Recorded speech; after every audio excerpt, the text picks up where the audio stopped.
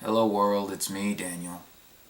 This is such bullshit! Hello world, it's me, Daniel! Alrighty then. Today's video is like Norman Bates from the movie Psycho. It comes to you in two personalities. As many of you know, 2016 sucked, and I'm not thrilled with our chances for 2017 either, quite frankly. Donald Trump is president, bad news is still big news, and vice versa, and facts still take a back seat to emotionally charged horse manure. But at the same time, even apart from the more positive events of 2016, links below, there is some wisdom to be gained from these horrific occurrences, and we should bear them prominently in mind, for as I am fond of saying, defeatism is not an actionable position. Unfortunately, these pros and cons from the most recent development in American politics are intertwined. So it makes it especially confusing and frustrating to try to separate them from one another. And so causing me to alternate between two diametric personalities of confidence and nihilism in order to decode it all. As a result, this video will be a long segmented collage of opinions, facts, and beliefs sacrificing cohesion for directness. Yay! So without further ado, all the pros and cons that I could think of for the 2016 election.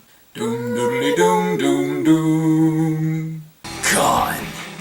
I hope we get punished for this. I hope we suffer tremendously. Because if the next 4 years go well, people are going to think this was okay. It was not okay. I believe that with every fiber of my being, and the economic and legalistic indications seem to bear that out. There will be natural consequences for what has happened here, and with any luck, we can learn from them. And with even more luck, the effects may somehow reach our president in some way. Without these natural consequences, change cannot happen. There will be victims either way. And unfortunately, the first will be those least deserving of punishment. As I tried to spell out in my last video, linked below, Trump represented privilege and the lack of a need to sacrifice. Financially blessed religious white people who already have access to birth control and health care, wanting to repeal Roe v. Wade and the Affordable Care Act. People who are a member of no stigmatized, disenfranchised, or harassed social categories, protesting PC culture, and the list goes on. Clinton's campaign was about self-sacrifice. People of privilege sacrificing their own resources to advance the ideal of equality for those less privileged. People realizing that although economic resources are limited and unevenly distributed, respect and civil rights are not a zero-sum game. People sacrificing a bit of their own self-interest and safety in order to extend basic rights, protections, and opportunities to vulnerable populations. Embracing diversity against the impulse to fear difference, and embracing reform against the impulse to fear change. I was one of them. The only stigmatized groups I could even remotely be considered a part of are sociologists, progressives, and redheads. I will not suffer from this. I wish I would. We don't protest wars anymore because none of us are being drafted, and so we privileged individuals don't have nearly enough skin in the game to stand up for our brothers and sisters faced with economic inequality and social bigotry. I struggle with this myself, being both an active sociology grad student, but also a university employee with a lot of stake in my own reputation. The only thing necessary for the triumph of evil is for good people to do nothing. And right now, too many of us can afford to do nothing, and would be penalized for doing something. The divide and conquer approach is working, as it always has. Side note, to be clear, I am perfectly aware that not all Trump supporters were racist, bigots, etc. I know that. But if you are a Trump voter, you signed up and voted for one. And quite frankly, I really don't buy any argument that says that shouldn't be a reflection of your character. You made this choice. Now you have to own it. And we will take you to task for it when it shits on all of our faces. You don't think it will? Well, I don't think you're a great judge of reality at this point. Pro.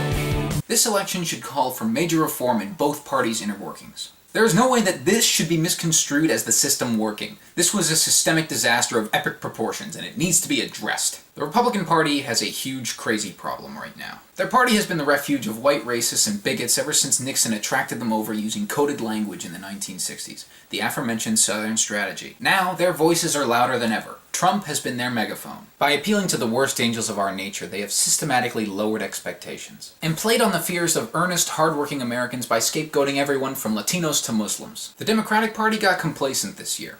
They designed for Hillary's nomination from the start, disregarding the hatred and mistrust that many had for her. Their admiration of her leadership blinded them to her very public faults. She was stained from the beginning. And to top it all off, by focusing on their base and underestimating their opponent, they failed to consider this eventuality, that intellectualism and equality are not set up to be more powerful or popular than insularity and ignorance. The game was stacked against them, and they thought their high card was enough to beat anything else in the deck. Both parties need to rethink the true causes of certain social problems, and to find ways to reach out to people who genuinely need their help, not just those who would vote for them anyway. Parties, what are you about?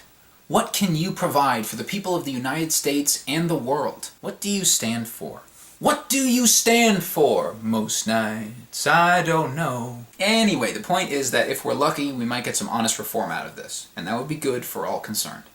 God!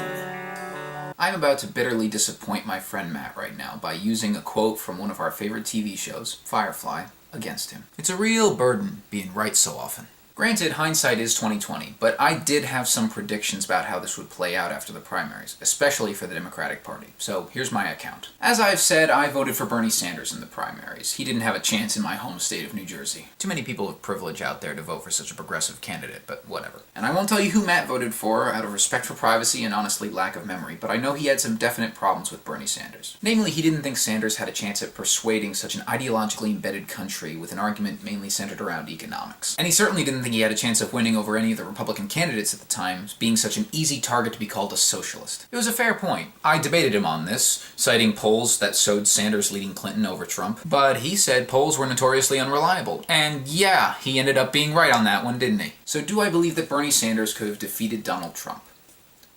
No, I think his chances would still have been slim. Despite all that, on nomination night, I said that Hillary Clinton would be a fool to pick anyone but Bernie Sanders to be her VP. Matt disagreed, saying she needed someone else, maybe an experienced, moderate or centrist Democrat to soak up the displaced Republicans disappointed with he who must not be named. But I told Matt Hillary would be making a mistake. Bernie shook up progressives so much, and Hillary had been so frankly condescending to them, that she would regret not putting in the extra effort to win them back. I said Bernie or busters were not many, but they were loud. And as we all had seen, even by that point, volume kind of trumped statistics in this election. To be fair, I wasn't completely right.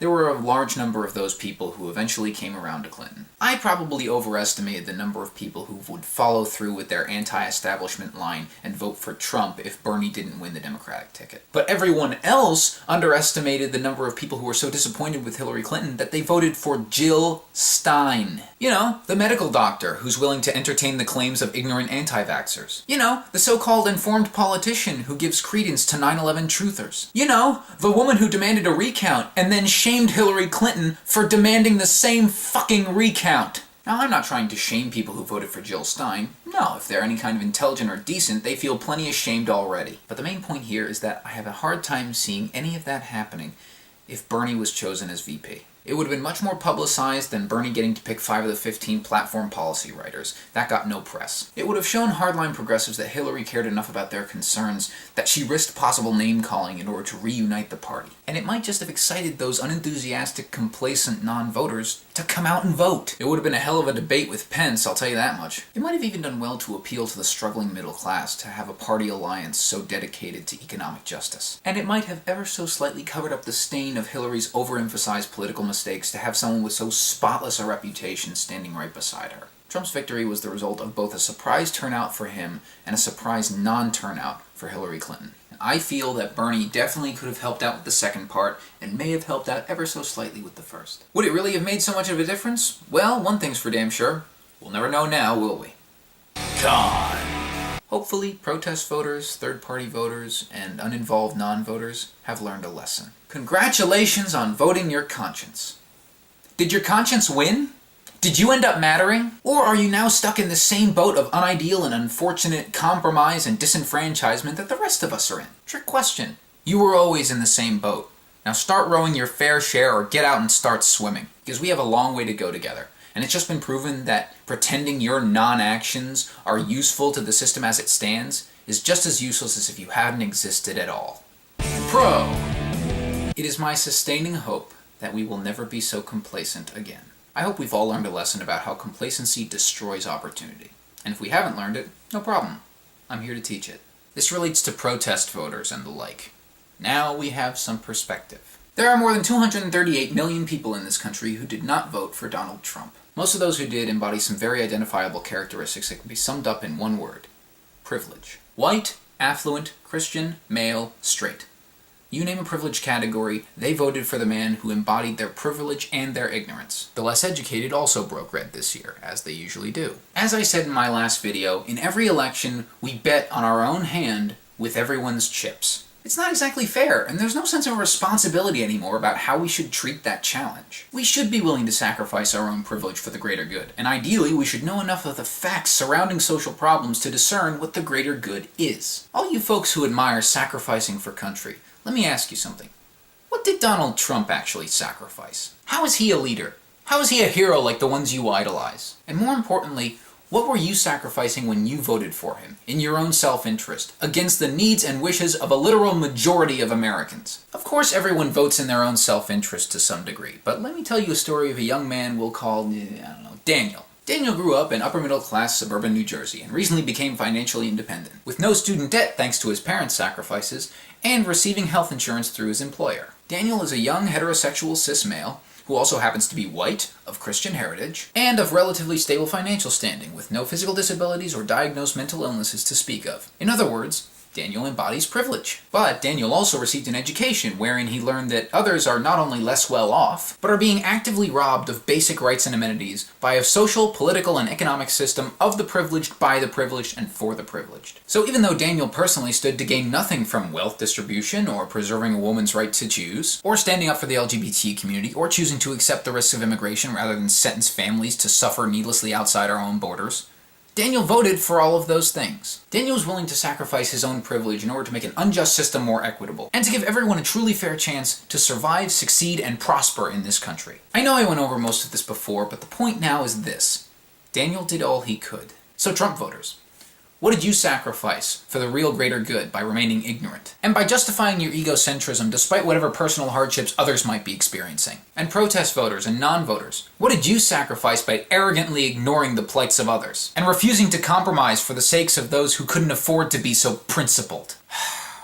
I'm not saying I'm better than any of you for doing what I did. I'm also sure you have legitimate concerns, and obviously you have a reason for voting the way that you did. But I'm going to go out on a limb here and say that you may have been missing some facts and some perspective when you did so. So maybe we'll do better next time. I can only hope, for the sake of all of us. Especially you protest voters. I hope to God that you'll find some empathy through this experience of being disenfranchised, just as all of us have, and just as some of us were already. And maybe, just maybe, you'll factor that in next time you consider taking the moral high ground by abandoning it. Let this be a teachable moment.